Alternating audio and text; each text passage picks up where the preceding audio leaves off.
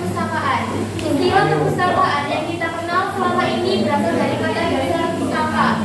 Secara harfiah bisa diartikan sebagai kitab atau buku.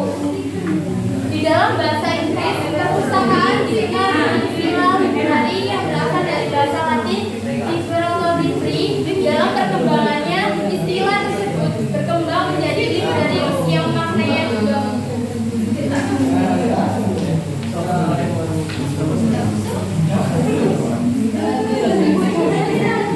selanjutnya yang merupakan bentuknya perpustakaan dalam beragam bahasa Islam.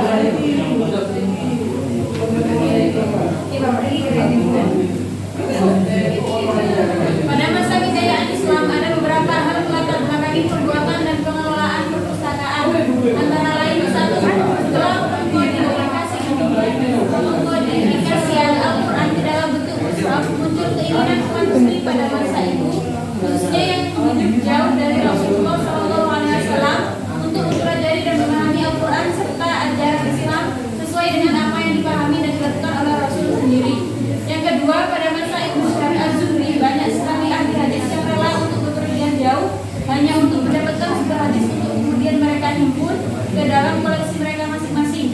Koleksi-koleksi tersebut kemudian dikenal oleh umat Islam sebagai koleksi Sahih Bukhari, Sahih Muslim, Sunan Abu Dawud, Sunan At-Tirmidzi, dan berbagai koleksi lain.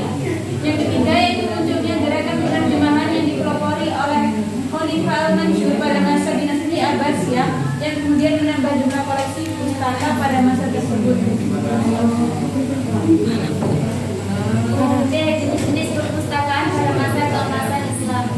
Untuk lebih mengetahui seluk-beluk perpustakaan yang berdiri dan beroperasi pada masa kejayaan Islam, perlu kita tinjau sekilas apa saja jenis perpustakaan yang ada, yaitu yang pertama perpustakaan umum, yang merupakan perpustakaan yang biasa didirikan di masjid agar umat Islam dapat melakukan kegiatan belajar di masjid.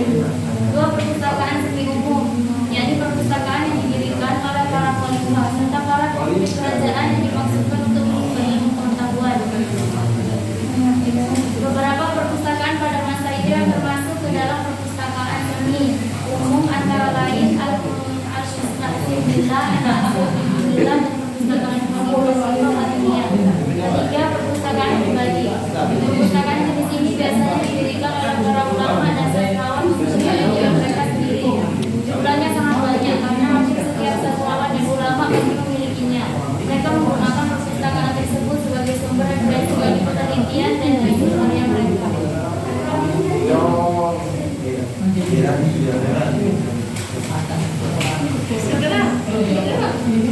Fungsi perpustakaan pada masa keemasan Islam. Ada banyak sekali fungsi perpustakaan dalam peradaban Islam.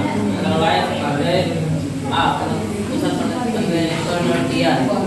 Fungsi perpustakaan sebagai pusat penelitian lebih dirasakan pada masa awal peradaban Islam.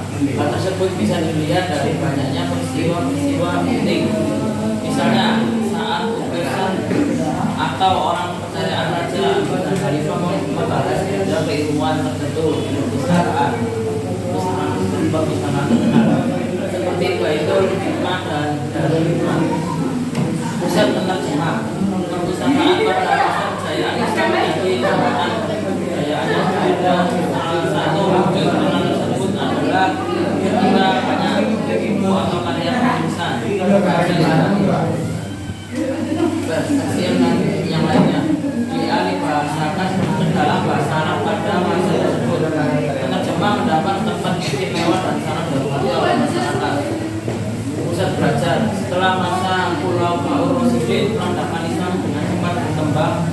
Salah satunya pada bidang pendidikan yang mencapai puncaknya pada masa Umayyad dan Abbasiyah. Pada saat itu, apresiasi umat Islam terhadap perpustakaan sangat tinggi. Banyak ulama yang membangun perpustakaan banyak yang bersifat umum maupun semi umum. Peran perpustakaan dalam pendidikan Islam sendiri. Pendidikan harus diakui merupakan sesuatu yang teramat sangat penting